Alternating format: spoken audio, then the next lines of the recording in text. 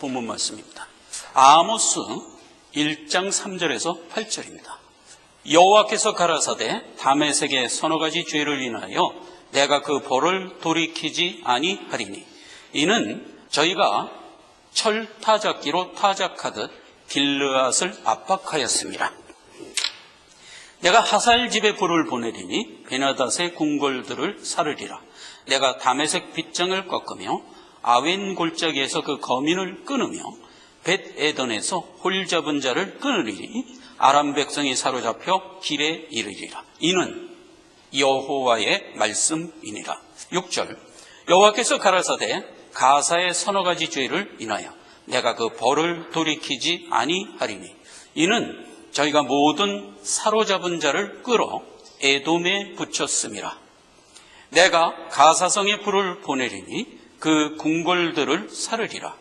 또 내가 아스돗에서 그 거민과 아스글론에서 홀 잡은 자를 끊고 또 손을 돌이켜 에글론을 치리니 블레셋에 남아있는 자가 멸망하리라.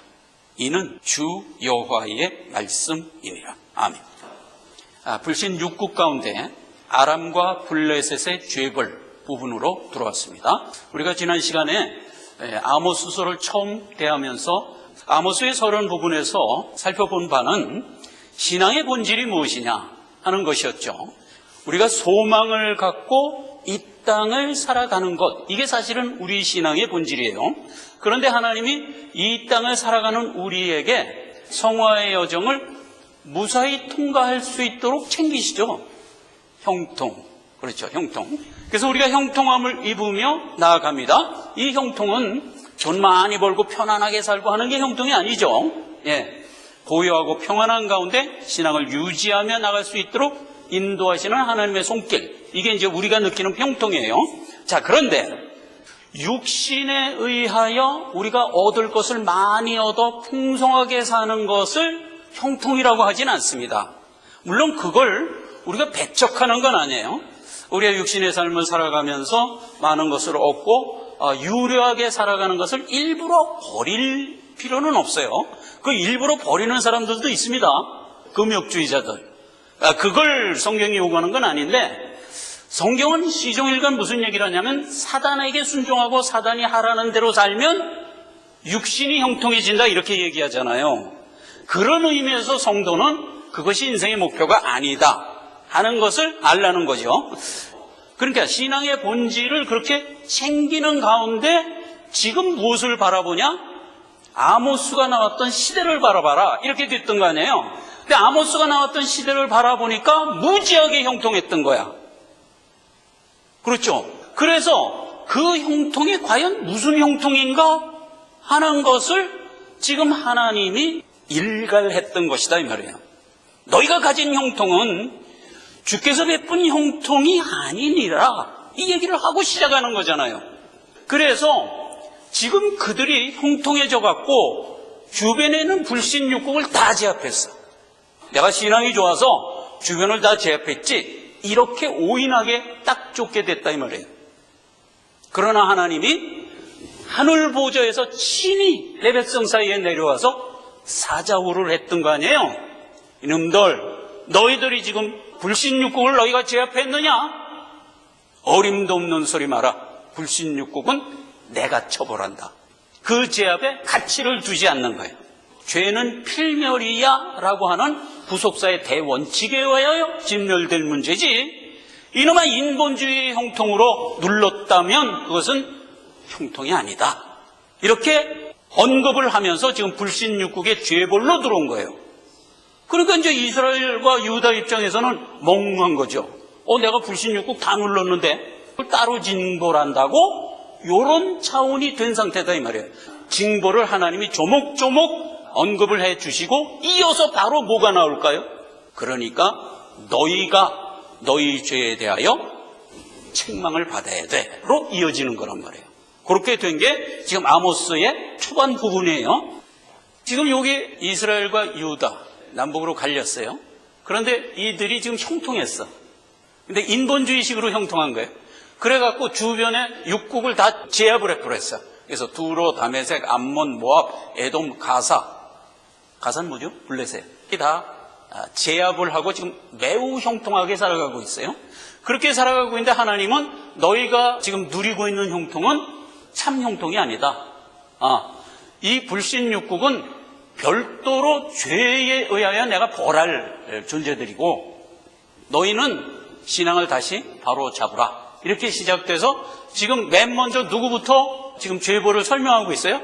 다메섹하고 블레셋부터 설명하고 있는 오늘 본문 말씀이에요. 불신육국에 두로, 블레셋, 아람, 다메섹이 아람이에요. 요거는 이방이에요. 완전 이방이에요. 그런데 암몬, 모압, 에돔은 혈족이에요.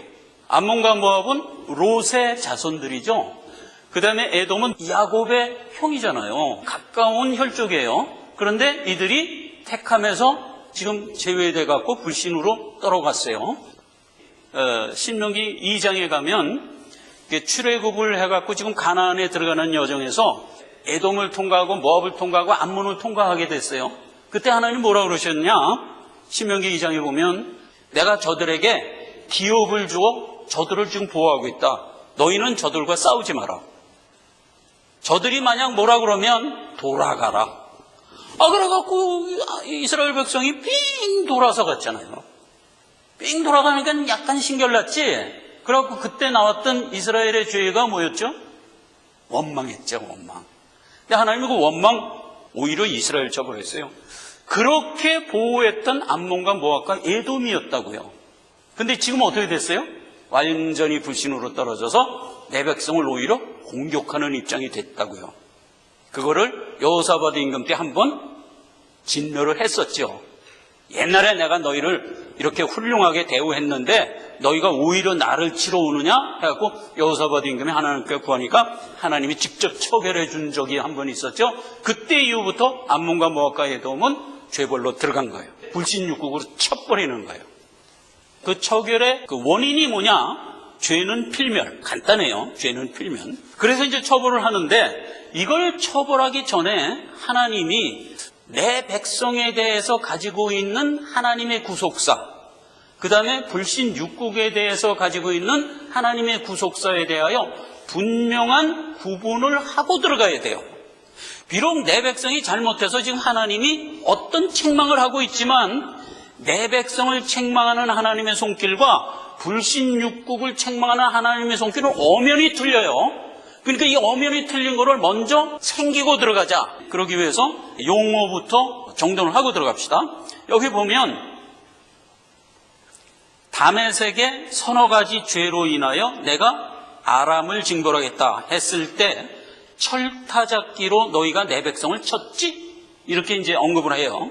왕하 13장 7절에 여호아스 임금 때 아람 왕 하사엘이 이스라엘을 한번 친 적이 있었어요. 그거 지금 하나님이 언급하고 있는 거예요. 그래서 하사엘의 집에 군을 보내리니 베나닥 궁궐과 아웬 골짜기를 끊겠다 그랬어요. 아웬 골짜기하고 벳에돈이라는 것은 지명이 아닙니다. 뜻이에요. 그냥 뜻. 아웬 골짜기 그러면 사악한 이런 뜻이에요. 죄된 이런 뜻이고요. 벳에돈 그러면 쾌락의 집 이런 뜻이에요. 아웬 골짜기 그러면 아람이 살고 있는 근간이죠. 뭐냐면 헛된 삶이에요. 신앙을 갖지 않고 살아간다는 것은 그 자체로서 헛된 겁니다. 왜 헛되죠? 이 땅의 삶이 다니까. 끝나면 영벌로 들어갈 것이니까. 그래서 헛된 거예요. 말하자면 소망을 갖지 못한 채 살아가는 걸 성경은 시종일관 뭐라 그래요? 죄라고 그러잖아요. 그래서 사악한이에요. 그래서 지금 아람이 불신 가운데 있다 하는 얘기를 했고요. 벳에돈은 쾌락의 집 이런 뜻이죠. 쾌락의 집 그러면 마약하고 술하고 이런 것만 생각하는데 육정 따라 사는 집. 그래서 모든 불신자는 눈에 보이는 것을 따라 살아가죠. 그래서 정욕적 삶.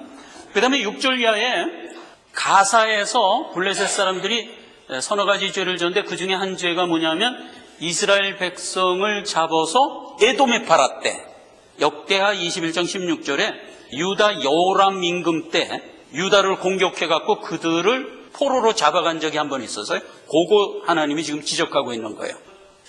선민을 향한 하나님의 구속사는 두 가지예요.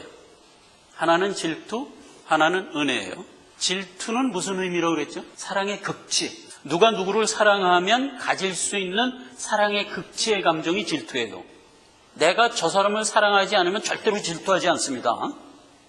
반드시 사랑하는 사람은 그 사랑하는 과정에서 질투를 보이게 돼 있어요. 그래서 저 사람이 나를 사랑하나 안 사랑하나 이거 점검하는 건 굉장히 쉬워요. 나를 질투하나 안 하나 그거 보면 돼. 이건 성경의 진리이기 때문에 이런 건 상식으로 알아두세요. 근데 하나님이 우리를 향하여 어떤 마음을 갖고 있다? 질투의 마음을 갖고 있다. 그 구절을 한번 읽어봅시다. 스가랴서 1장 14절. 만군의 여호와의 말씀에 내가 예루살렘을 위하여 시온을 위하여 크게 질투하며 안일한 열국을 심히 진노하나니 나는 조금만 노하였거든 그들은 심히 노하여 내 백성을 치리하였다. 이렇게 해서 질투를 해요. 근데 하나님이 열국을 통해서 내 백성 좀 가서 때려라 하고 막대기 역할을 줬죠. 그래서 열국이 와서 내 백성을 막 때렸는데 나중에 하나님이 뭐를 느꼈다고요? 질투를 느꼈다 이거야. 이놈들 내 백성 때리라 그러면 살살 때리지 너 내 백성 세게 때렸어 하고 불러다가 진멸했다 이 얘기예요. 인본주의 사고로는 논리가 안 맞죠. 근데 하나님의 선악의 개념은 절대적으로 내 백성 중심의 선악의 논리예요. 그러니까 신앙 없이 인본주의에서 나온 선악의 개념으로 성경을 부합하려고 그러면 이게 이해가 안 돼요. 여기서 벌써 믿음이 있냐 없냐가 벌써 구분되는 거예요. 인본주의에 지식이 많은 사람들은 이런 성경 구조를 이해 못합니다. 은혜 부분을 들어가 보면 왕하 8장 9절에 다윗 멸하기를 즐겨하지 아니했다. 그래서 항상 내 자손에게 등불을 주겠다고 약속했다. 등불이 누구죠? 예수 그리스도, 구원의 도, 복음. 그러니까 내 백성에게는 언제나 복음을 주겠다고 약속된 상태. 이게 은혜입니다. 그 다음에 이스라엘의 입장에서는 열왕기하 13장에 여호와께서 아브라함과 이삭과 야곱으로 더불어 하신 언약을 하나님이 끝내 지키시면서 이스라엘을 이끌어간다 할 때 그것이 은혜예요. 그러니까 이스라엘과 유다가 아무리 죄를 범하였다 할지라도 하나님의 언약 때문에 궁극적으로 완성하고 구원하고야만 하는 것, 이게 은혜죠. 그렇게 하는 게 선민을 향한 구속사예요. 그런데 불신을 향한 하나님의 손길은 어떠냐 하는 것을 지금 불신 6국에서 하나하나 언급을 하고 있잖아요. 그 첫 번째 아람, 그 다음에 블레셋, 이렇게 둘로 나누어서 들어가 보자 하는 겁니다. 이게 이제 오늘 본문 말씀의 내용입니다. 자, 그러면 먼저 아람부터 들어갑시다. 우선 아람이 누구냐 할 때 아람은요, 아브라함의 동생 나홀의 손자입니다. 하나님이 아브라함을 선택했죠. 그런데 나홀의 손자 아람은 선택된 것이 아닙니다. 이제 이방으로 치부가 되는 겁니다. 그런데 아람 왕국이 쭉 이어오면서 이스라엘과 유다를 계속 괴롭혔는데 수많은 아람의 왕들이 나오지 않겠습니까? 그 왕 중에서 성경에 언급된 왕은 4명 나와요. 베나닷, 투 베나닷, 그 다음에 하사엘의 아들 베나닷. 이렇게 해서 요 4명만 언급이 돼요. 그래서 요 4명이 무슨 짓을 했는가 하는 것을 살펴보자 이거예요. 우선 베나닷 그러면 이게 무슨 뜻이냐면 태양신의 아들이라는 뜻이에요. 이게 벌써 성경이 베나닷 해놓고선 뭐라고 언급하는 거예요? 저놈은 불신자 이렇게 얘기한 거나 마찬가지예요. 근데 하사엘에 들어가면 더 웃겨. 하사엘이 무슨 뜻이냐? 하나님이 보낸 막대기. 얼마나 절묘해요. 그러니까 하나님이 내 백성을 치리할 때 쓰는 막대기가 누구? 인생 채찍과 열공 막대기로 치리를 하잖아요. 그러니까 그런 목적을 갖고 이 땅에 태어난 놈이라는 뜻이에요. 이게 지금 아람 왕의 이름들이에요. 그래서 먼저 원조 베나닷 2를 들어가 보자. 열왕기 15장에 유다 아사와 이스라엘 왕 바사 왕 때 두 왕이 일평생 전쟁을 하며 살았더라 그랬어요. 이러면 이제 때는 언제냐면 BC 900년경입니다. 그러니까 나라가 이제 막 쪼개진 초기 얘기입니다. 그때 유다의 아사와 이스라엘 바사는 서로 원수처럼 평생 싸우며 살았어요. 이스라엘 바사가 유다를 치려고 라마에 진측을 구축했어요. 여기 갈릴리죠? 갈릴리에서 요 부분이 여기 라마예요. 이스라엘 바사가 유다를 치려고 이 라마에다가 진지를 구축했어요. 그런데 요즘에는 전쟁에서 진지의 효용 가치가 별로 없어요. 요즘에는 뭐 전부 뭐 미사일 쏘고 다 이러기 때문에 뭐 진지가 이렇게 별로 의미가 없는데 6.25 전쟁까지만 해도요, 전쟁의 승패는 절대적으로 진지가 누가 더 유리하냐에 있었어요. 그 정도로 진지가 중요했어요. 그러니 옛날 고대 전쟁에선 진지가 얼마나 중요했겠어요. 2차 세계대전 전후로 해서 독일과 프랑스는 견원지간이죠. 유다 아사와 이스라엘 바사 같은 지간이었어요. 그래서 평생 싸우면서 살아가니까 프랑스에서 도무지 안 되겠다 해갖고 진지를 구축했어요. 독일 국경에다가. 그래갖고 600km나 되는 장구한 그 만리장성이 중국에만 있는 게 아니에요. 프랑스에도 이제 있어요. 그래갖고 진지를 건축했는데 그 진지 이름이 뭔지 아시죠? 이 진지를 만약 이스라엘이 구축을 하면 유다가 이길 수가 없어요. 그러니까 유다가 큰일 났거든. 어디에다 구원을 요청하냐면 베나닷 원조에 가서 구원을 요청합니다. 근데 요청을 어떻게 했냐? 성전에 있는 모든 금은 기명을 전부 수고에다가 베나닷한테 갖다 바치면서 요청을 한 거예요. 이런 멍청이 짓을 한 거예요. 그랬더니 베나닷은 얼마나 신이 나요. 그러니까 그래? 그럼 뭐 내가 그렇게 해주지. 그리고 이제 그 금은보화를 다 받았어. 이스라엘 바사를 쳤어요. 20절에 보면 베나닷이 아사 말을 듣고 이스라엘 백성 이온, 단, 아벨, 벤마아, 긴네렛, 납달리 온 땅을 쳤다. 그랬더니 진지 구축하던 바사가 철수를 해버렸어요. 그래서 이제 한숨 돌리고 진지 구축하기 위하여 갖다 놨던 모든 기물들을 전부 갖다가 자기네 나라 게바와 미스바를 건축하는데 썼더라. 이렇게 이제 기록을 했는데 하나님이 그 소위를 예쁘게 봤을까요? 이놈, 그래 겨우 구한다는 게 베나닷한테나 가서 구하냐? 발병 나라. 그래갖고 발병이 났어. 그래갖고 평생 침상에서 일생을 마감했던, 그게 이제 바사입니다. 원조 베나닷이 이스라엘과 유다에 그렇게 꽃노루패로서 가했던 그런 이제 역사가 있었죠. 이걸 하나님이 질투의 마음으로 저놈의 베나닷을 내가 한번 치리해야지 라고 마음을 먹고 치리를 합니다. 그래서 15년쯤 후에 이스라엘의 아합 왕 때 그 베나닷을 하나님이 치기 위해서 베나닷의 마음을 격동하죠. 그래갖고 이 베나닷이 그 아합 임금의 궁전을 포위합니다. 그래갖고 아합한테 외치죠. 내가 네 아합의 처자와 은금을 가지러 갈 거야. 이렇게 이제 외쳤어요. 그러니까 아합이 이제 속수무책으로 알았습니다.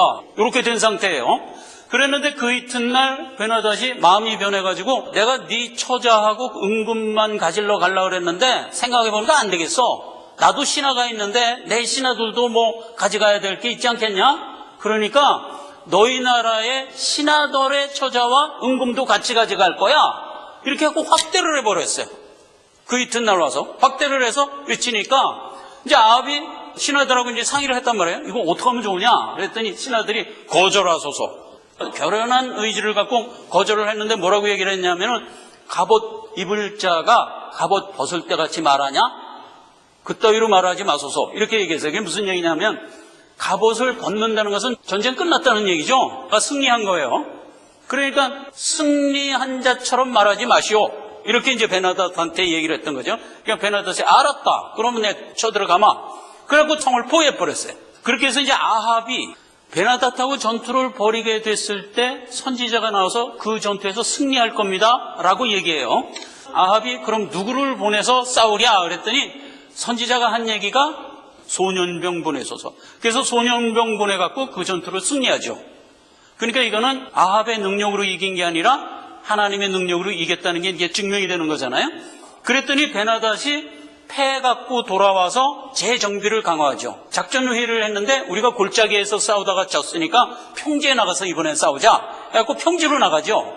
그때 양쪽에 진을 쳤는데 진 친 모습을 성경은 이렇게 기록하고 있어요. 27절에 평지에 양쪽에 진을 치니 이스라엘은 염소새끼 두 떼가 모인 것 같고 아람은 온 천지에 가득 찼더라. 이렇게 이제 상황이 되는 거예요.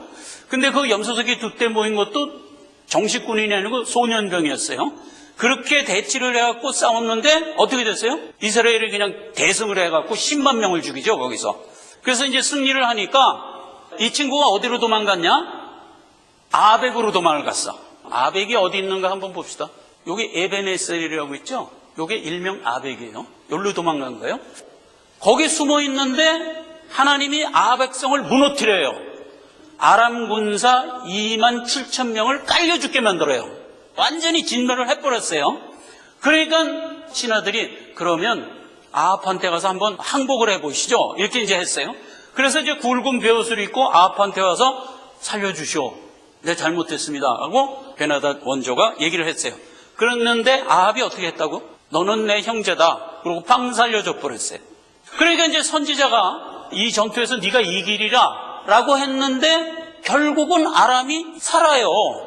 그렇게 해서 살았어요. 그러니까 이제 선지자가 하나님 앞에 기도를 하죠. 이 일을 어떻게 하면 좋겠습니까? 그랬더니 아합한테 나가서 그 불신을 지적해 줘라. 이래갖고 이제 선지자가 변장을 하고 아합한테 나가는데 어떻게 나가냐? 자기가 좀 상해야 될 필요가 있어요. 그래서 자기를 상하게 하려고 지나가는 사람을 붙들어서 나를 때려라 그랬어요. 이건 굉장히 중요한 얘기니까 좀 들으셔야 돼요. 그 지나가는 사람이 아니 오만 당신을 내가 왜 때립니까? 난 못 때립니다. 그러고 가버렸어요. 그때 선지자가 뭐라고 얘기해요? 너 내가 말한 말을 안 듣고 가면 죽을 거야. 이렇게 된 거예요. 죽을 거야. 이렇게 된 거예요. 그러니까 아니 내가 오만 사람을 왜 때려요? 이상한 사람이네. 그러고 돌아가 버렸어요. 가니까 사자가 와서 물어 죽여버렸어요. 그때 성경이 뭐라고? 하나님이 주신 말씀을 안 들으면 죽으리라 해요. 그래서 이제 두 번째 사람을 불러서 나를 때려라. 그러니까 그 사람은 때렸어. 그래서 이제 여기 시퍼렇게 멍이 들었는데 그렇게 변장을 해갖고 하방이 지나가는 길목에 이렇게 서 있는 거예요. 그러면 옛날 왕은 백성들의 소원 수리를 듣도록 돼 있어요. 길거리에 어떤 사람이 이렇게 다 죽어가고 있으니까 당연히 묻게 돼 있는 거예요. 왕은 무슨 일이뇨? 하고 물었어요. 그랬더니 글쎄 내가 전쟁터에 나가서 전쟁을 하는데 대장이 나한테 어떤 포로를 맡기면서 이놈 지키고 있으라. 만약 너 그 포로 놓치면 네가 대신 죽어야 돼? 이러고 이제 맡겼는데 내가 이리저리 일을 보는 사이에 보니까 이놈이 도망갔습니다. 그래서 대장한테 이렇게 얻어맞고 내가 죽게 생겼습니다. 내가 좀 억울하지 않습니까? 왕 나를 좀 도와주소서. 이렇게 얘기한 거예요. 그랬더니 아합 왕이 그때 무슨 얘기를 하냐면 이놈아 그거는 그 사람하고 너하고 약조한 일이잖아. 당해야지. 이거는 처결할 수 없어. 그리고 획 돌아서서 갔어요. 그때 이 선지자가 변장을 팍 풀고 맞소. 당신이 한 말이 맞소. 하나님이 베나닷 원조를 아합 왕 손에 붙였는데 아합 왕 당신이 놔줬죠? 그러면 하나님이 베나닷 생명 대신에 아합 왕 당신의 생명으로 대신하겠다 하나이다 하고 선지자가 돌아가 버렸어요. 아합 임금이 그 말을 듣고 지가 이제 그렇게 판결한 내용대로 된 거니까 근심하면서 꺼이꺼이 돌아가니라. 이렇게 된 사건이에요. 자, 이 사건에서 우리가 챙겨야 될 부분이 있습니다. 자, 보세요. 베나닷 원조가 누구를 지금 치리했어요? 바하사하고 아사를 치리했어요. 근데 바하사하고 아사는 택한 자녀들이죠. 근데 택한 자녀들이 서로 싸웠어. 그건 하나의 허물이죠. 그 허물을 고치기 위하여 누구를 보내서 치리를 해요? 베나닷을 보내서 꽃놀이패를 가지고 치리하게 만들지요. 그래서 교훈을 주고 그래도 베나닷은 막대기로 사형을 했지만 내 백성을 갖고 논 죄가 있죠. 그게 이제 성경의 선악관이라고 그랬잖아요. 내 백성을 갖고 논 죄가 있기 때문에 저는 반드시 하나님이 징벌을 해야 돼. 그래서 아합의 손에 붙여서 징벌을 하려고 했어요. 하려고 했는데 아합이 결국은 징벌하지 않고 또 놔줬어요. 그러니까 하나님이 아합을 이번에는 최종적으로 치리하겠다라고 된 얘기란 말이에요. 그럼 이 선지자가 변장하는 과정에서 됐던 그 하자는 얘기에 이 모든 하나님의 교훈의 뜻이 숨어 있어요. 하나님의 뜻은 하나님의 입에서 나와서 선포가 되면 그대로 이루어져야만 되는 원칙이 있어요. 오늘 본문 말씀에서도 그랬죠. 이는 여호와의 말씀이니라. 다메섹을 향하여 얘기할 때도 그렇게 얘기했어요. 블레셋을 향하여 얘기할 때도 이는 주 여호와의 말씀이니라 그랬어요. 그러니까 하나님이 말씀을 하면 그것으로 끝이에요. 다른 길이 없는 거예요. 그대로 될 수밖에 없는 거예요. 즉 선지자가 나를 때려라 라고 했을 때 나를 때려라 한 것은 하나님의 뜻이었어요. 하나님의 뜻인데 그 뜻을 이 사람이 거절을 했어요. 무엇으로 거절을 했죠? 그 사람이 가지고 있는 상식으로 거절을 했어요. 상식으로. 아니 엄한 사람을 내가 왜 때립니까? 상식으로 거절을 했어요. 인본주의 사고로 보면 그 거절이 옳지요. 옳아요. 그러나 하나님의 구속 역사의 내용으로 보면 안 돼요. 하나님의 입에서 나온 말씀은 그것이 하나님의 입에서 나왔기 때문에 100% 순종을 해야 되는 거예요. 이게 신앙이에요. 내 상식으로 인본주의 사고로 재단하여 내가 옳고 그름을 판단하여 순종할 거냐 말 거냐를 결정하는 걸 성경은 뭐라고 한다?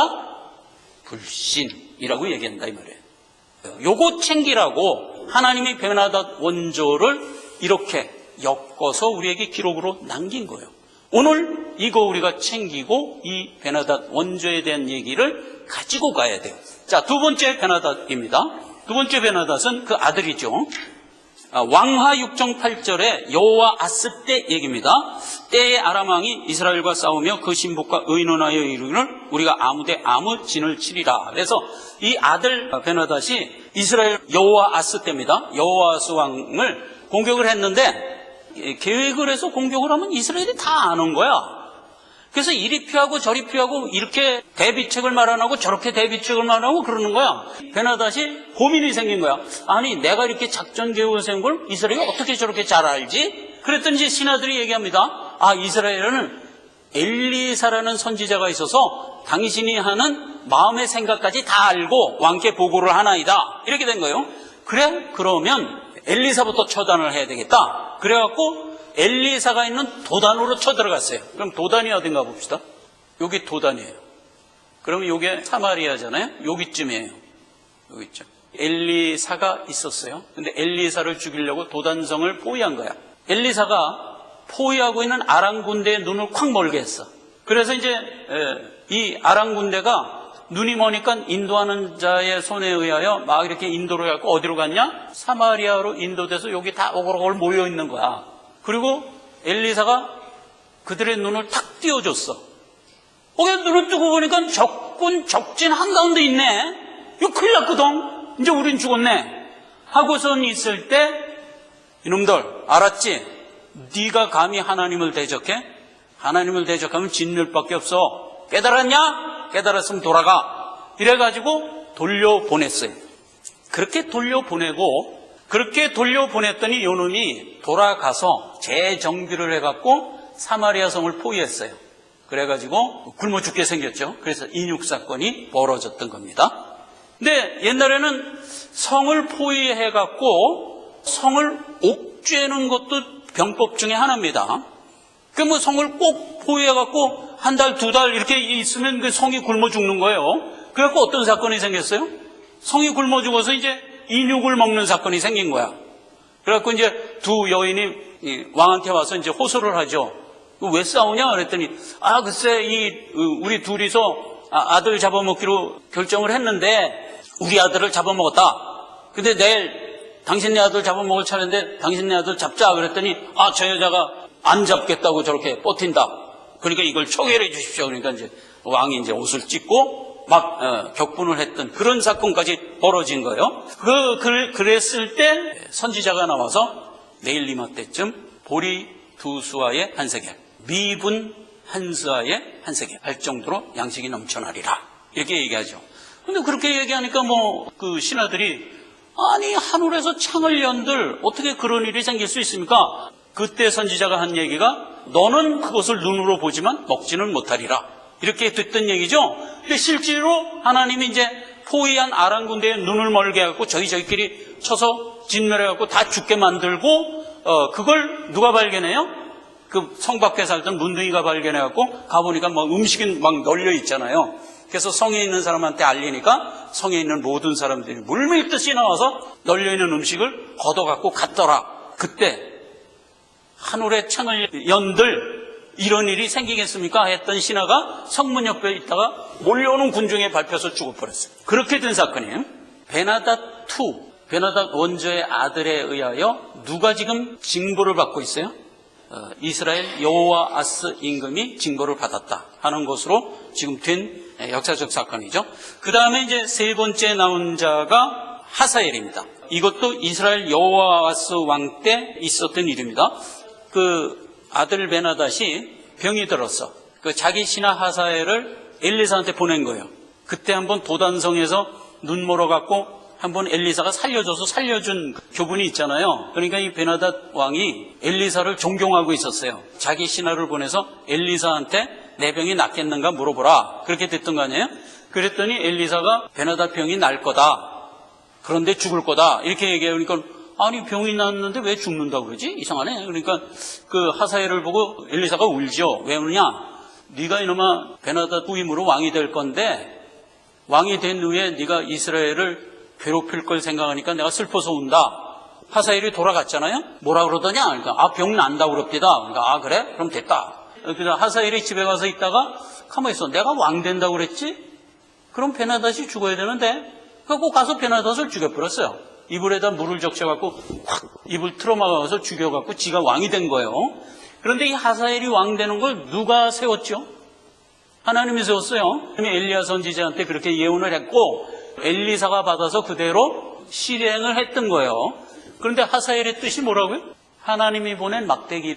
그러면 하사엘을 왜 하나님이 세웠을까?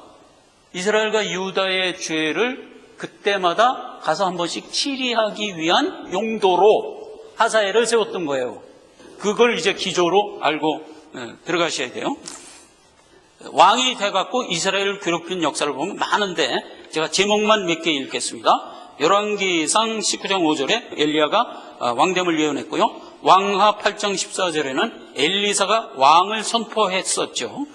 그 다음에 8장 15절에는 베나닷을 살해하고 자기가 왕이 되죠. 그렇게 되어갖고 왕상 10장 32절에는 예후 말기에 이스라엘에 와서 막대기 짓을 합니다.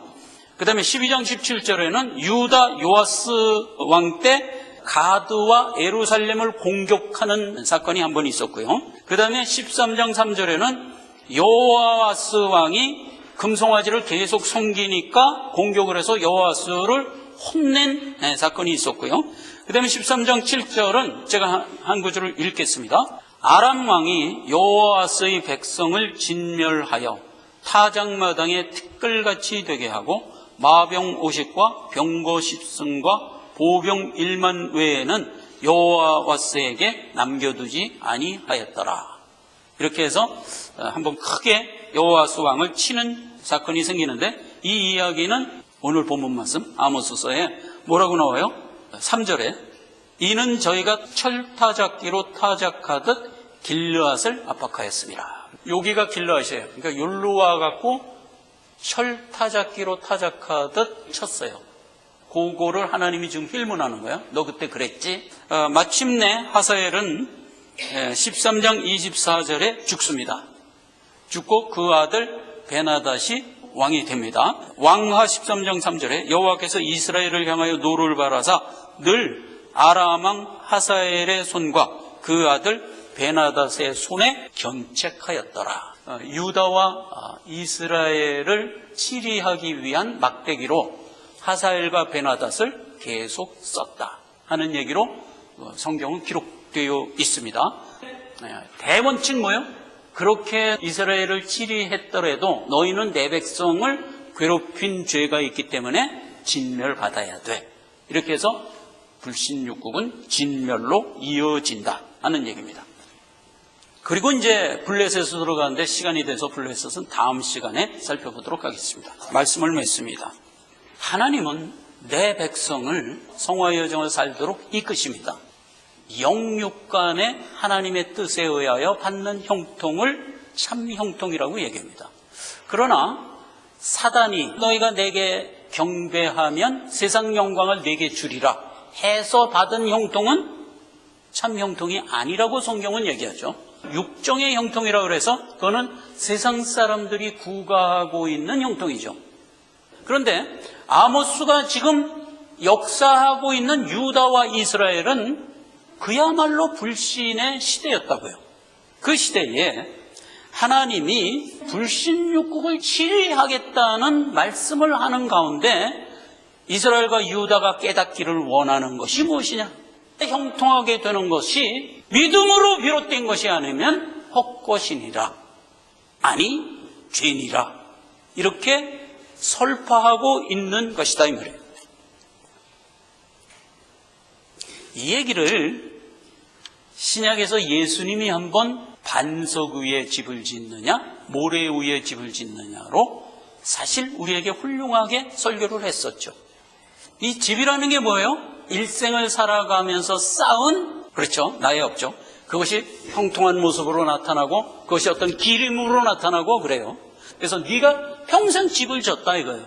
그런데 그 집이 반석 위에 졌느냐 모래 위에 졌느냐로 판가름 난다라고 예수님은 얘기했죠. 모래 위에 지면 창수가 나고 비가 오고 바람이 불었을 때 무너지고, 반석 위에 지면 창수가 나고 비가 오고 바람이 불어도 견고하리라 라고 했던 바로 그 교훈이에요. 믿음을 기초로 해서 살아가면서 남긴 열매가 아니면 다 헛거다 라고 아모스서에서 설명하고 있었던 것이다. 기도하겠습니다. 아버지 하나님 은혜를 감사드립니다. 불신육국 아람국의 죄보를 남기시면서 가진 바 신앙의 본질이 무엇인가를 교훈해 주셨습니다. 바른 교훈을 가지고 남은 여생을 하나님의 뜻에 부합하는 우리 모두가 되기를 원합니다. 예수님의 이름으로 기도했습니다. 아멘.